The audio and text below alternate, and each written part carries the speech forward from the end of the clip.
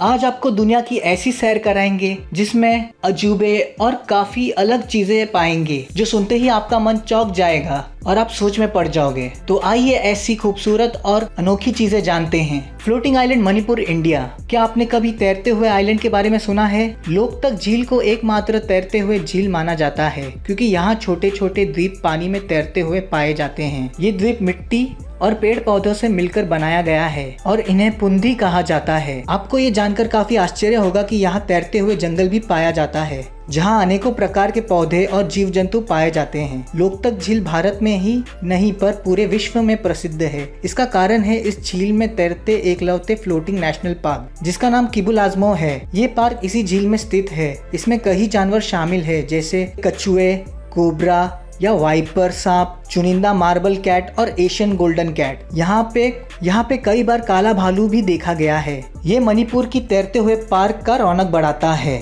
सी split into two.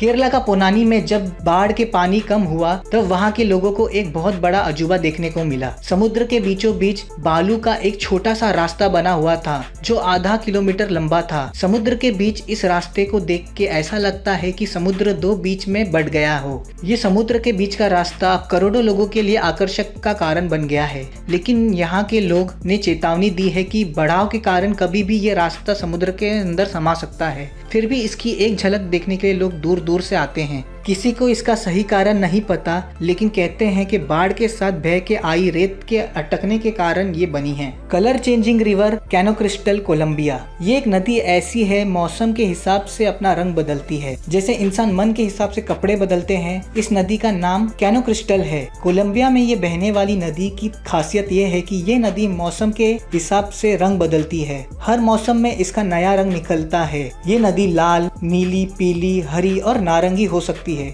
इसलिए इसे liquid rainbow भी कहा जाता है। लोग कहते हैं यहाँ के एल्गे या मोस के कारण ये रंग बदलते हैं, पर ये सच्चाई का प्रमाण नहीं है। इसका ये रंग बदलने का कारण है मैकेरियाना क्लेवेगेरा पौधा। जब सूरज की रोशनी इस पौधे को मिलती है तब इसका असर होना चालू होता है। ये इस नदी में सिर्फ कुछ खास महीनों में ही होता है और इसके कारण लोग यहाँ खींचे चले आते हैं, जिसके कारण इस नदी की सुरक्षा के लिए एक ग्रुप में 7 से ज्यादा लोग नहीं आ सकते और एक दिन में 200 लोग ही यहाँ जा सकते हैं। वोइटोमो केव्स, न्यूजीलैंड। ये केव के अंदर से नदी बहती है, लेकिन इसकी असली खूबसूरती इस केव के ऊपर दिखती है। इस केव की खूबसूरती इसकी छत है। इस गुफा के ऊपर जुगनू की स्रोत है जो पानी के कारण ऊपर चमकती है।